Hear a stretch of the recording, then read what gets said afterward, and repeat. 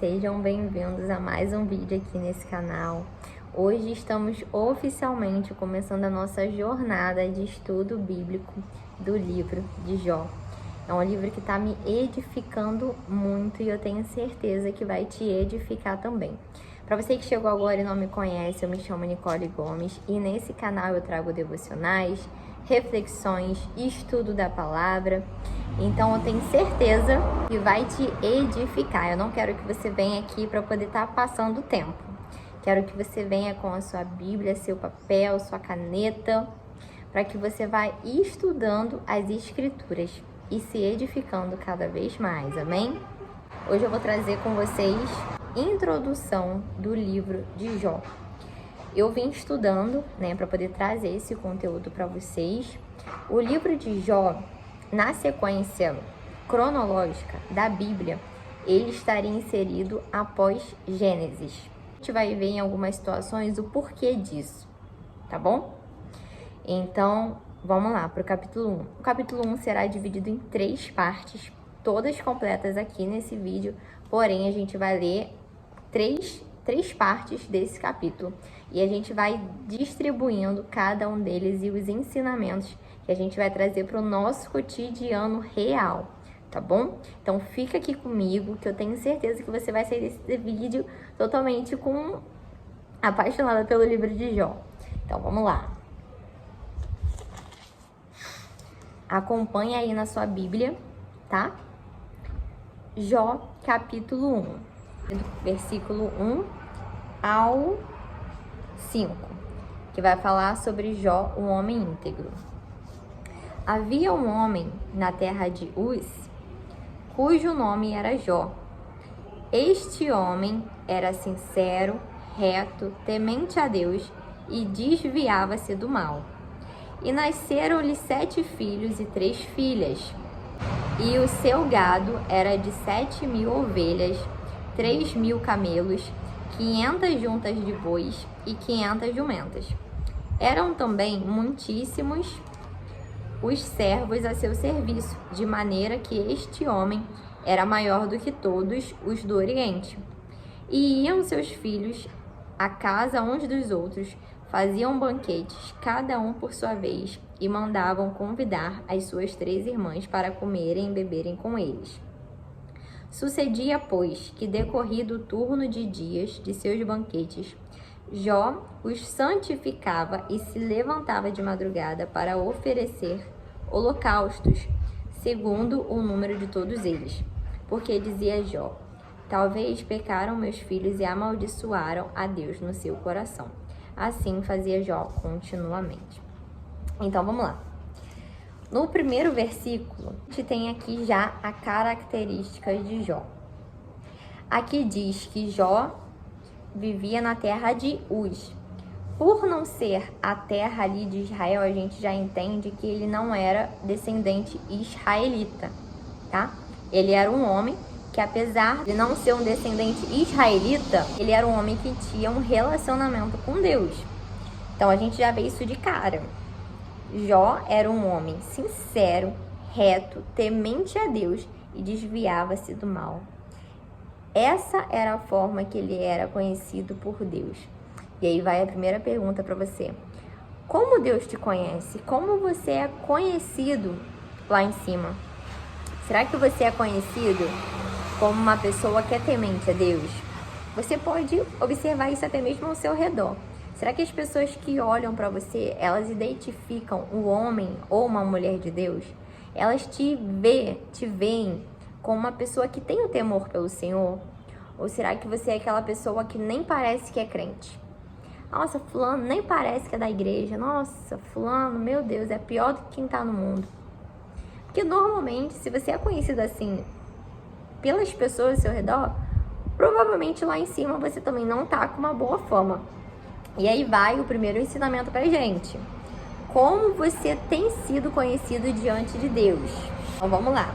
O versículo 2 e 3 vem dizendo que ele tinha 7 filhos e 3 filhas. E aqui vai falar que o gado dele era muito grande.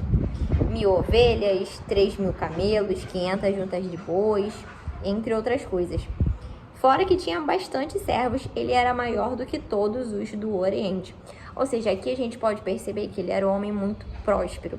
Naquela época, o seu patrimônio, ele era conhecido pela quantidade de gado que você tinha.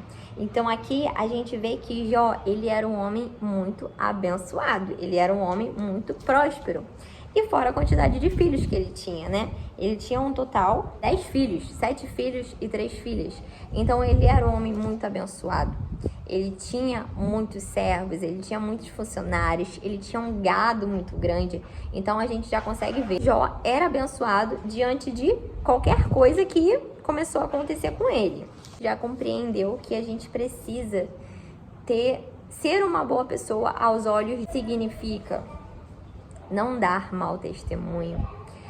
Ser aquela pessoa, a palavra do Senhor nos diz, que quem roubava não roube mais, quem faz não faz. Você, por Deus, você não é julgado pelo que você fazia, mas você pode ser julgado pelo que você está fazendo agora. Entende? O que eu fiz antes de estar na presença de Deus não importa mais. Já foi, é o meu passado, é o meu testemunho. O que eu faço agora importa muito.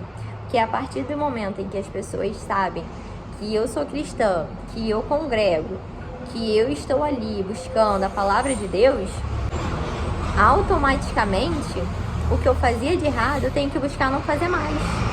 Se antes você mentia, agora você não mente mais. Se antes você era uma pessoa que você vivia devendo os outros, caloteiro, agora você não faz mais. Entende? Então, isso é você ter uma boa característica diante de Deus. Não só diante de Deus, mas você ser uma boa testemunha do reino de Deus. E no versículo 4 e 5, vai dizer que os filhos faziam banquetes, né? Convidavam as irmãs para comer, para beber. E depois do turno desses banquetes, Jó os santificava e se levantava de madrugada para oferecer holocaustos, segundo o número de todos eles. Porque dizia Jó que poderiam ter amaldiçoado a Deus no seu coração. Então Jó fazia isso continuamente. Aqui a gente vê Jó como um líder espiritual e a gente vai entrar mais nessa questão. Só que lembra que eu falei que Jó, o livro de Jó, na analogia, na cronologia ali, era para estar inserido depois de Gênesis, porque aqui está dizendo que Jó oferecia holocausto. Coisas que depois disso, né, depois ali de alguns séculos, outras pessoas começaram a fazer. Entende? Então, se o que Jó fazia, ou seja, isso, Jó veio bem antes de Êxodo, de Moisés. Provavelmente, o livro de Jó, ele aconteceu mais ou menos na época ali dos patriarcas. Isaac, Jacó, Abraão, Isaac, Jacó. Então, provavelmente foi nessa época que Jó ali teve esses acontecimentos, tá? E aí a gente vai entrar nessa questão agora de você ser o líder espiritual da sua casa. Aqui, Jó, ele levantava de madrugada para oferecer o holocausto. E aqui, provavelmente, Jó, ele era o cabeça espiritual da sua família. Talvez hoje você seja essa líder espiritual da sua vida. Talvez hoje você esteja dentro da sua casa e pense assim, só eu aqui sou cristã, só eu aqui sou evangélica. Talvez dentro do seu lar você tenha o seu esposo, ou a sua esposa, ou os seus filhos, ou os seus pais, seus irmãos que não são cristãos e só você é cristão. E aí você sente esse peso, né? Poxa, eu tô aqui carregando. Mas não sinta um peso por ser um líder espiritual. Você foi escolhido por Deus para estar nesse papel. Então, se Deus te deu esse papel, permitiu você estar em um ambiente onde só você serve a Ele, é porque você, de alguma forma, você pode mudar as coisas ao seu redor. Talvez no seu trabalho, você seja essa pessoa. Poxa, só eu sou cristão no meu trabalho. Tá, tudo bem. Então, peça a Deus sabedoria para que o Espírito Santo, para que através do Espírito Santo, as pessoas ao seu redor venham se encher também daquilo que você tem. E uma coisa que eu acho interessante também nesses primeiros capítulos é que logo no começo diz assim, Jó, um homem íntegro. E qual a importância da gente manter a integridade? Primeiro, porque foi igual eu falei, você dá um bom testemunho. Mas principalmente você ter no seu coração de que você tem que ter o temor de Deus. Entende? É você ser sincero, honesto, transparente em todas as situações da sua vida. É você não omitir, é você não colocar a balança ali desonesta, igual fala em Provérbios, que Deus ele tem repúdio de balança desonesta. Então, se você é uma pessoa que você se considera cristão, que você congrega, que você está buscando ali mais a Deus, você precisa tomar cuidado com certas coisas que parecem inofensivas, mas que mais para frente vão te levar para um buraco muito grande. E o outro ensinamento também, que só esses primeiros versículos, é a humildade de Jó, independente da quantidade de coisas que ele tem. Independente disso tudo, Jó se preocupava se os filhos não tinham amaldiçoado a Deus, ele se preocupava em se manter reto, se desviar do mal e ser sincero. Ele era humilde, independente do que ele tinha, ele entendia a dependência que ele tinha em Deus. Isso é muito importante pra gente. Não importa o que você tem, não importa o que você possui, você depende de Deus. Se você tem o seu trabalho, amém, mas foi o Senhor que está mantendo a porta de emprego aberta. Se você consegue levantar todos os dias para trabalhar, amém, é o Senhor que está te dando saúde para você acordar todos os dias. Se você consegue ir e voltar do seu trabalho, amém, é o Senhor que está te protegendo, está te livrando ali de todo mal em todo momento. Então nós precisamos entender que dependemos dele para absolutamente tudo. A nossa dependência dele não tem um prazo de validade. Olha, Deus, quando eu fizer 30 anos de evangelho, eu tô liberta. Não. A nossa dependência é eterna. Agora vamos pro versículo 6. A gente vai ler do 6 até o 11. Os ataques de Satanás. É o título desses versículos. E num dia em que os filhos de Deus vieram apresentar-se perante o Senhor, veio também Satanás entre eles. E então o Senhor disse a Satanás: de onde vens? E Satanás respondeu ao Senhor e disse: de rodear a terra e passear por ela. E disse o Senhor a Satanás: observaste tu a meu servo Jó? Porque ninguém há na terra semelhante a ele, homem sincero e reto, temente a Deus e que se desvia do mal. Então respondeu Satanás ao Senhor e disse: porventura teme Jó a Deus debalde? Porventura tu não cercaste de proteção a ele, a sua casa e a tudo quanto tem? A obra de suas mãos abençoaste e o seu gado se tem aumentado na terra. Mas estende a tua mão, toca-lhe em tudo quanto tem, e verás se não blasfema contra ti na tua face. Gente, esses versículos aqui são extremamente fortes. Extremamente forte. E o quanto eu estou sendo edificada através desse estudo. No versículo 6, que diz que os filhos de Deus vieram apresentar-se ao Senhor, eu fiz uma pesquisa e esse diálogo, ele tá parecendo ser um diálogo no céu. Diálogo, assim, bem raro de se ver na palavra de Deus. E esses filhos de Deus que vieram se apresentar são os anjos. Então, o inimigo, ele veio junto ali com os anjos, né, como um acusador da gente. Enquanto os anjos estavam indo se apresentar, ele estava indo junto para poder nos condenar e levantar algo contra a nossa vida. E é como se o inimigo tivesse a todo momento, eu vejo, que é como se o inimigo, ele tivesse a todo tempo esperando uma brecha nossa para falar pro Senhor assim: tá vendo? Tá vendo? Tá lá, tá te buscando, mas tá aprontando escondido. Tá sem medo nenhum, tá se arrependendo não lá. Porque veja bem, você errar, você se arrepender, volte correndo para os braços do Senhor. Porque o Senhor, ele nos perdoa quando a gente verdadeiramente nos se arrepende. A questão que eu tô levantando é que é certo que em todo momento o inimigo, ele tá ali no Senhor, assim, esperando uma brecha minha e sua para nos envergonhar. E aí, além dele ir junto para poder, só Deus sabe o que, né? E aí no versículo 7 vai dizer: então o Senhor disse a Satanás: de onde vens? E Satanás respondeu ao Senhor e disse: de rodear a terra e passear por ela. Aqui tá bem claro, muito claro, que o inimigo ele fica rodeando a terra.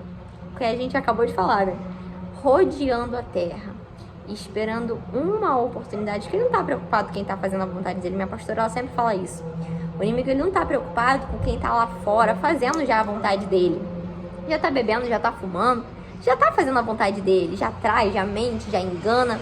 Ele tá preocupado é comigo e com você, que tá aqui, ó, se edificando na palavra, que tá aqui aprendendo, que tá vendo um vídeo como esse, que tá aprendendo pra você saber, ó, as artimanhas do inimigo. Agora você já sabe que o inimigo ele fica passeando pela terra. E aí, depois dele dizer que estava rodeando a terra, o Senhor ele diz: tu observaste o meu servo Jó? Porque ninguém é na terra semelhante a ele, homem sincero, reto, temente e se desvia do mal. Lembra que eu falei para vocês lá no comecinho como a gente é conhecido por Deus? Exatamente assim. A gente não é conhecido por Deus pelo que a gente tem. Nossa, já viu minha filha? Ela tem muito dinheiro. Já viu minha filha? Ela tem muitos seguidores. A gente não é conhecido assim. A gente é conhecido pelo secreto que a gente tem com o Senhor. A gente é conhecido pela forma como a gente honra Ele. Não só dentro da igreja, porque ser crente dentro da igreja é fácil. Eu ir lá e pregar é fácil. É muito fácil. Quem eu sou no meu trabalho? Como é a Nicole no trabalho? Como é a Nicole fora do ambiente santo? Será que é uma mulher que continua honrando a Deus? Então é isso que você tem que se preocupar, em honrar a Deus em todo momento. E uma observação foi que o Senhor levantou a questão de Satanás. Não foi Satanás que falou sobre Jó, foi o Senhor.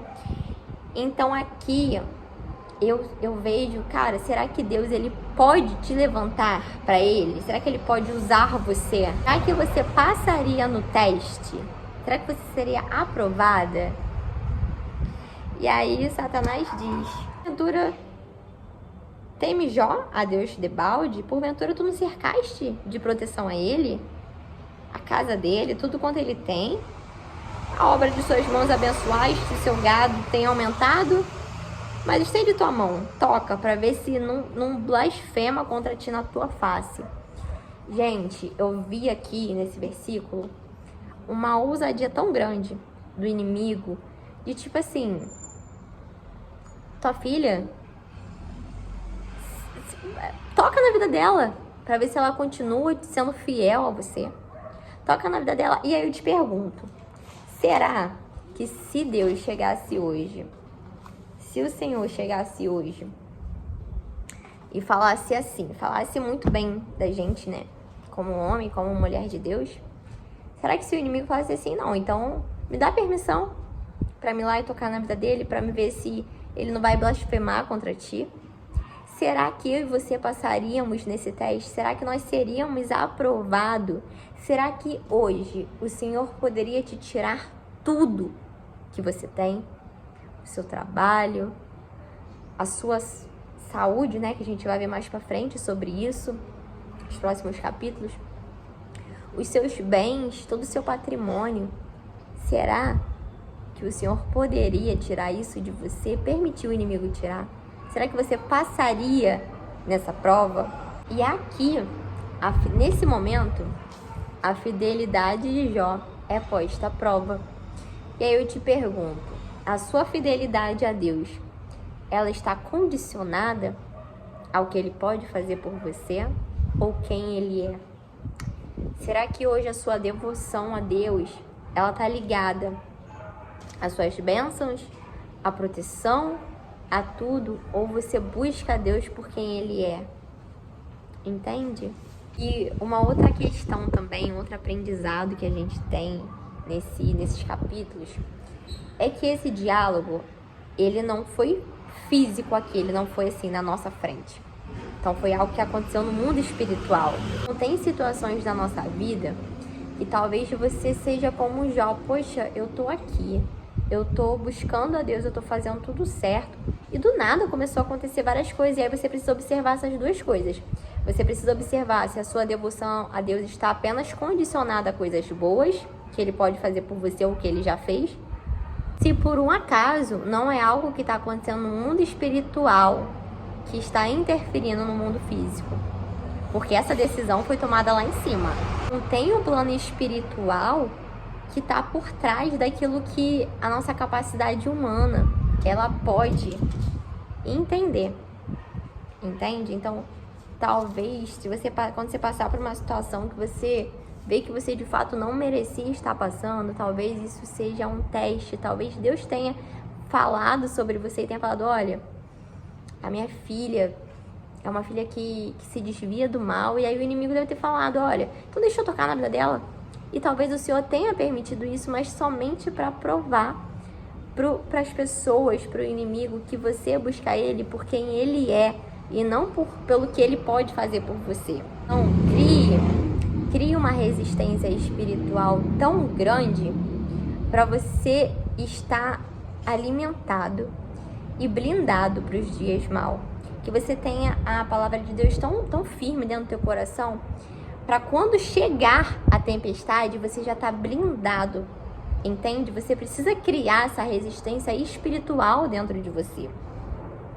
E o outro ponto que a gente tem também é que o inimigo, ele é limitado. A gente vai ver agora, no versículo 12, que o Senhor diz a Satanás, eis que tudo quanto ele tem está na tua mão, somente contra ele não estenda a tua mão. E Satanás saiu da presença do Senhor.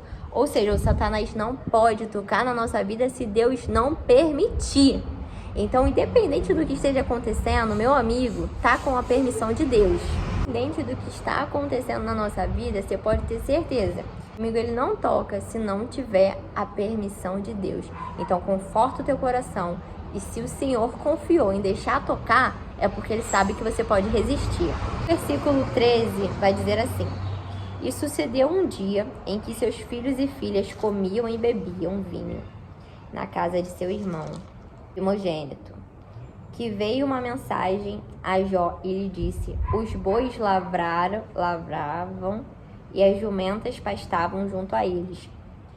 E deram sobre eles os sabeus e os tomaram. Também aos moços feriram ao fio da espada, e só eu escapei para trazer-te a nova. Então aqui a gente já começa a ver que o inimigo já começou a tocar, já começou a fazer arruaça. E aí vem o pessoal para poder avisar Jó do que estava sendo destruído. Vou botar aí que de um dia para o outro, tudo isso começou a acontecer na vida de Jó. Estando este ainda falando, veio outro e disse, fogo de Deus caiu do céu e queimou as tuas ovelhas e os teus moços, e só eu escapei para trazer-te a nova. Estando ainda este falando, gente, eu imagino assim, Jó na porta, e chegando um atrás do outro, falando só as coisas ruins que estavam acontecendo, do nada. Estando ainda este falando, veio outro e disse, ordenando os caldeus, 3 tropas deram sobre os camelos e os tomaram. Os moços feriram ao fio da espada. Só eu escapei para trazer-te a nova. Estando ainda, gente, vai vendo, estando ainda este falando, veio outro e disse, estando teus filhos e tuas filhas comendo e bebendo vinho em casa de seu irmão primogênito, eis que um grande vento preveio da além do deserto e deu nos 4 cantos da casa. Caiu sobre os jovens e morreram. Só eu escapei para trazer-te a nova. Então, aqui a gente já consegue ver que o inimigo, ele não perdeu tempo. Quando o Senhor deu a permissão de falar assim, ó, toca, só não toca na vida dele. O inimigo, ele não perdeu tempo e não deu nem espaço entre uma coisa e outra. Enquanto ele fazia assim, ó, não perdeu tempo. Ele já foi mexendo em tudo na vida de Jó. Ele já mexeu na família de Jó. Ele já mexeu no patrimônio, né? Nos gados de Jó. Ele já mexeu em tudo. Ele não perdeu tempo. No versículo 20. Então Jó se levantou, rasgou o seu manto, rapou a sua cabeça, se lançou em terra e o adorou. E disse, nu saí do ventre de minha mãe e nu tornarei para lá. O Senhor o deu e o Senhor o tomou. Bendito seja o nome do Senhor. Em tudo isto, Jó não pecou, nem atribuiu a Deus falta alguma. A adoração a Deus, ela não pode estar condicionada só nos dias bons. Bendito seja o nome do Senhor, não é só quando Ele faz algo de bom, mas é quando tudo acontece, porque a gente sabe que nada acontece sem a permissão dEle. E aí no versículo 21 é a aceitação da soberania de Deus. É você reconhecer que tudo vem dEle, que tudo é dEle, tudo volta para Ele. É você entender que os seus filhos, Ele só te emprestou para você cuidar e criar, mas são deles. Os seus pais, Ele só te emprestou para te gerar, mas são dele. Então, tudo ao nosso redor, nada é nosso. Tudo é de Deus, é para a honra, a glória do nome dele, mas nada é nosso. É tudo emprestado. A gente só está aqui tomando conta da terra que ele criou, que é dele. E aí no 22, em tudo isto, Jó não pecou nem atribuiu a Deus falta alguma. E aqui a gente pode perceber que Jó ele já estava com uma fé inabalável. Porque de um dia para o outro, você perder tudo que você tem e você não nem questionar, sabe? Ele tinha muito firme. Jó simplesmente, sem saber, ele já estava confiando em Deus. Então, a gente aprende que a nossa confiança ela tem que estar em Deus e sempre num propósito maior.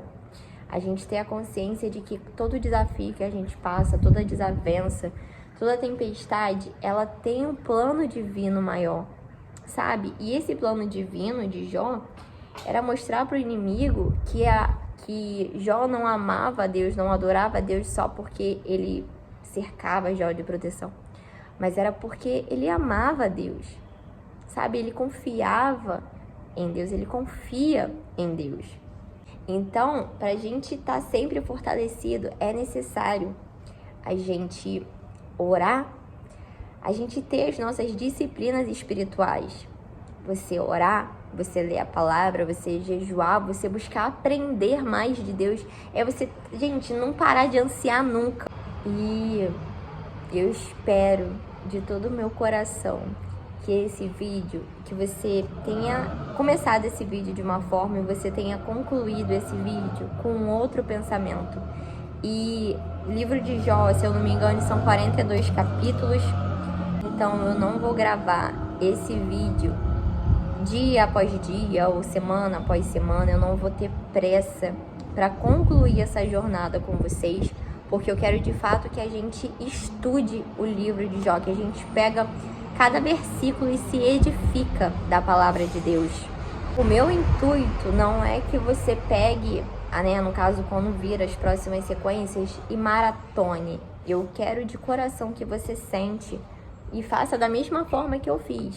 Que você pegue o seu caderno, que você anote versículo por versículo, aprendizado por aprendizado.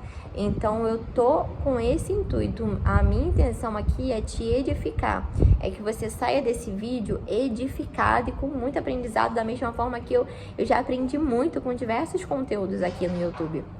Então eu quero fazer de fato um estudo, tá bom? E eu espero do meu coração que você tenha gostado. Fica aqui comigo. Se esse vídeo ele te ajudou, te edificou, escreve aqui nos comentários, comenta. E se inscreve no canal para você não perder os próximos capítulos, tá bom? Falta aí 41 capítulos pra gente aprender e se edificar em nome de Jesus, tá bom? Um beijo, meus irmãos, que a paz do Senhor esteja com vocês. Agradeço por terem ficado aqui até o final e fiquem com Deus. Até a próxima.